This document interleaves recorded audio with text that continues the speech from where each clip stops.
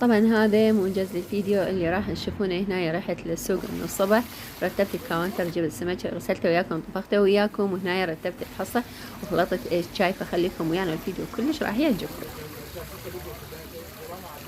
طبعا بنات كليتنا نصلي على محمد وآل محمد. طبعا مثل ما شفتوا الموجز، وبعد طبعا الفيديو بكل الشغلات حلوة راح يعجبكم ان شاء الله. وتدرون هو روتين يومي. طبعا اول ما قعدت الصبح بس شربت شاي وطلعت بوجهي للسوق عدل. هنا رحت للسمك، جبت من هذا السمك، لا هو كبير ولا هو صغير، والله ما اوصف لكم الطعم مالته يجنن. طبعا الكيلو مالته على 7.5. جبت كيلو من عنده كيلو ونص. طبعا صار خير وبركة. هنا مالتين صارت لكم السمك، وانا احب كلش منظر السمك الصراحة، والمي اللي يلعبن به. طبعا انا مرة مالتين جبت وخليت بالشلال اللي عندنا بس ما صارت وماتت. هنا مالتين جبت وياي طرشي، لان السمك ما يحلى الا اذا وياه طرشي. وهنا طبعا شوفوا هنا يزقون بالزرعات ذني، ودائما بنمر عليهم نقول خطيه ذن ليش ما ينطوه المي ابد، والقران دائما بنمر. يعني اتمنى اشوف انه شلون ينطوه المي، وفعلا اليوم تحقق حلمي ان شاء الله. يا رب يتحقق كل احلامنا ان شاء الله الزينه، والنيه هي حسب النيه الصافيه. بناتي هنا كليتنا نصلي على محمد وآل محمد. طبعا احب اشكر جميع المتابعين واقول لهم حياكم الله وعلى راسي، وربي يوفقكم. بنات لا تنسون اللايك والاشتراك وتفعيل زر الجرس على مشان يوصلكم كل شيء جديد. بنات اتمنى ان شاء الله الجولة عجبتكم. هاي على الطريق مالت السوق مالتنا. طبعا اني اول ما طلعت بس قلت لكم اشربوا الشاي وعدت المواعين ما غسلتني على مشني واحد، يعني على برودة الوقت، يعني شوي يكون الجو بارد حتى يقدر واحد يتسوق. صح انا ما لقيت السوق مفتح كليته، لانه شنو دولي ما يفتحون من وقت، لا ما يفتحون بالعشرة ل11 الله يفتحون والله. فرجعت غسلت المواعين حتى شنو من نغسل السمك، يعني يكون ما يتزفر المواعين وخلاص. انا اغسل بس السمك هنايا بالسنك. هاي هنايا طلعت السمك، وهذا ابد ما ابي عظام نهائيا، لان هذا من تقلونه يا بنات كل عظم ما ابي والله العظيم من غير الطعم. ما اصف لكم اياه والله، يعني حرامات واحد انا كنت اجيب من هذا السمك الكبار. السمك الكبار فقط يفيد يعني بالشوي، اما التقلاه. وعلى فكرة ماتين ما طير يعني هواية دهن على الطباخ. وهالمرة اني شلون قليت بدون ما شلون يعني الخبط المطبخ او الخبط الطباخ.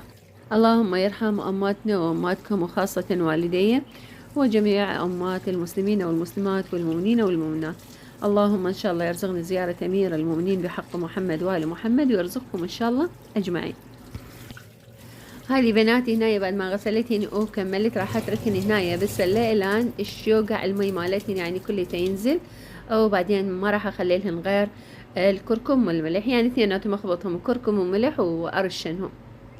هذه هنايا باميان مجمدتها وخليت مي هنايا بالجدر وخليتها على النار وغلقتها، وشلون ماعت طلعت الخباط.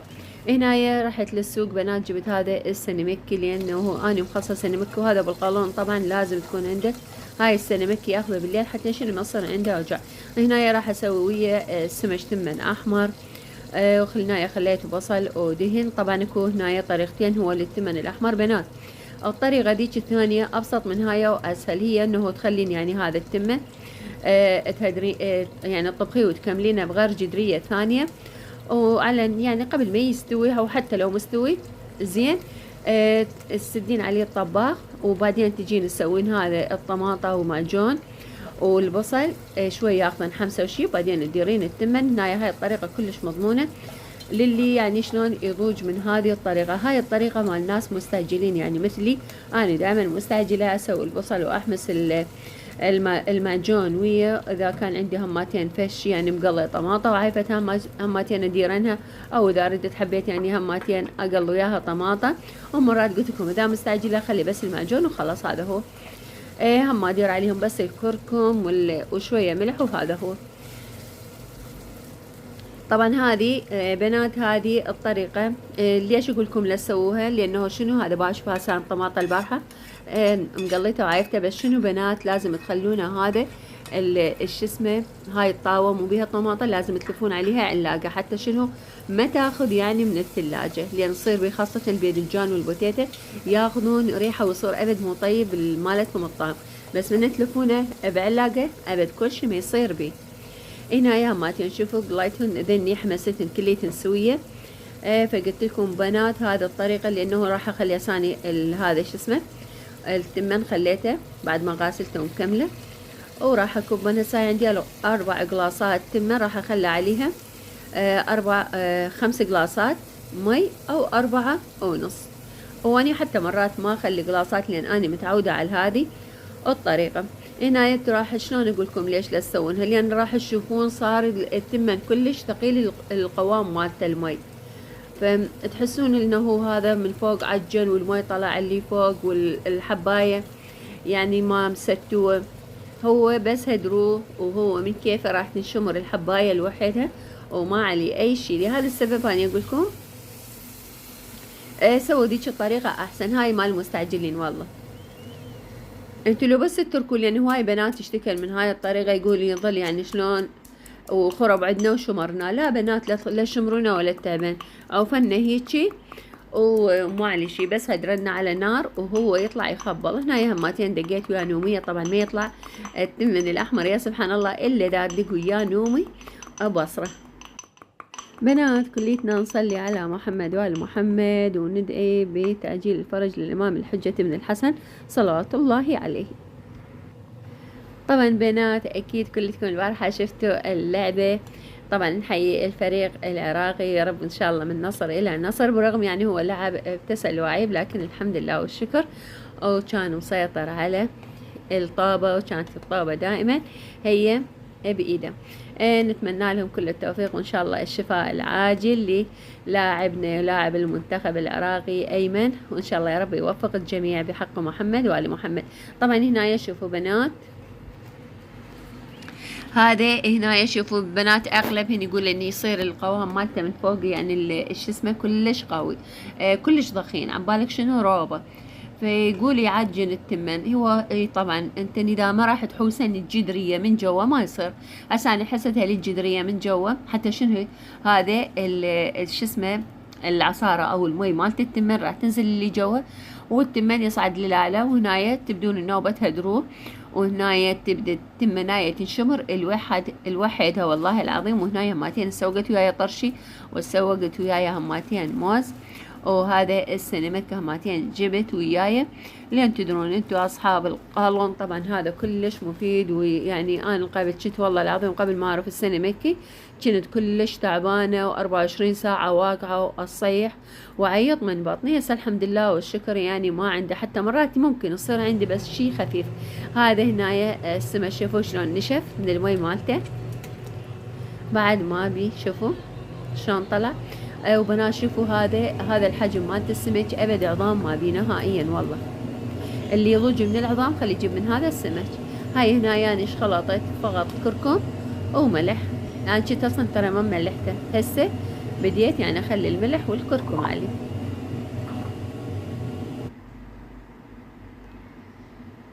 وهنايا ان شاء الله سهمكم مليون الف عافية بنات. لا تنسون اللي اذا وصلتوا لهنايا خلوا لايك او تفعيل زر الجرس حتى شنو يوصلكم كل شي جديد. اذا لا والله ما يوصلكم شعار القوا الاشتراك والنوب رجعوا اشتركوا وفعلوا زر الجرس. هسه اقول لا بعدنا نشترك براحتكم كيفكم. والله هاي هنا بعد ما نخلي يديهن طبعا هناك خليت شو اسمه حتى شنو لا يطفر. شوفوا خليت ذيك المفرمة على الكاونتر حتى شنو لا يطفر عليه دهن.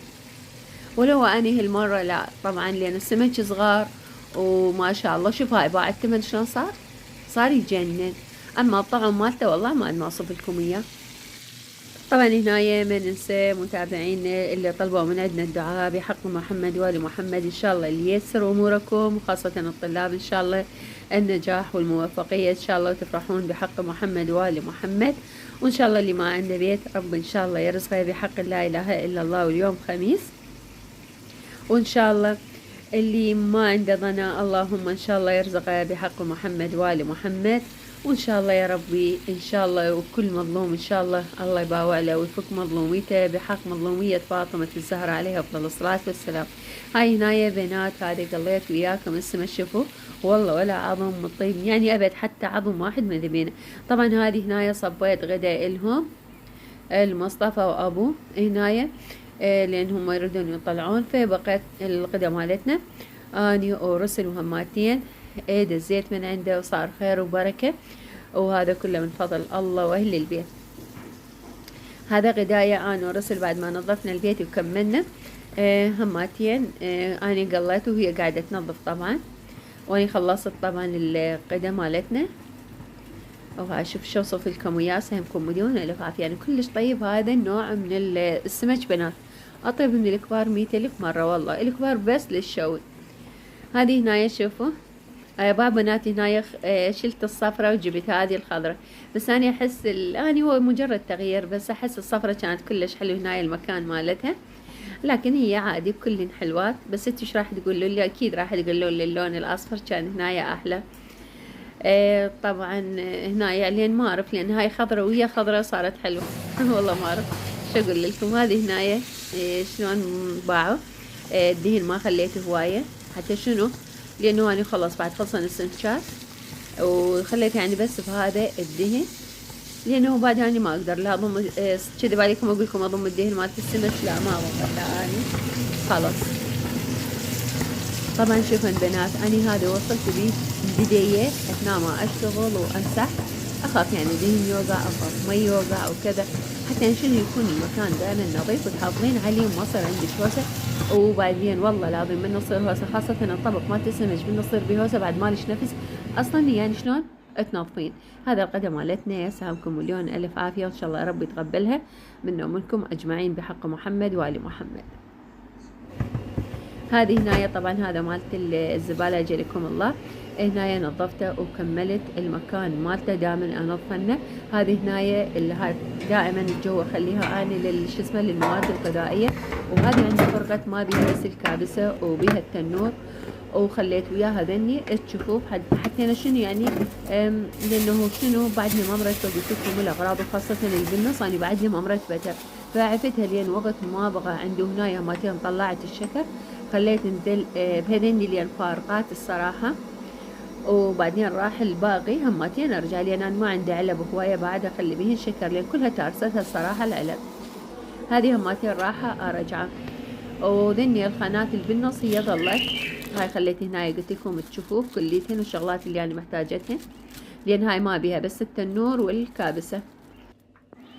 بنا شوفوا هذه الباترينة جوا اني مخليه بيها حصة ومرتبتها، والفوق منتها مخليه بيها التنور والكابسة وخليت وياها الجفوف. هاي الثانية الفوقها هذه ما مرتبة وصايرة هوسة، هذه الثانية لا مخليه بيها الترامز والغوار مالت الشاي، والفوق هماتين بعدها ما مرتبة، وان شاء الله راح ارتب هذه والثانية الوسط لان 5 خانات وياكم. هنايا هماتين جبت الشاي هذا وخلطته الصراحة ودخلتنا هنايا، وبس هذه ما كفيت، رحت جبت النوبة هاي أكبر وخلطت بيهن. هي طبعا بنات لازم الشاي ينخلط، يعني حتى لو تجيبون هو يعني مجموعة يطلع الشاي عندكم فشي يعني كلش يخبل والله. طبعا بنات خلص الفيديو مالتنا، اتمنى ان شاء الله لا تنسون اللايك والاشتراك، واتمنى لكم ان شاء الله مشاهدة ممتعة، وان شاء الله ينال اعجابكم، احبكم كل شوية مع مليون الف سلام.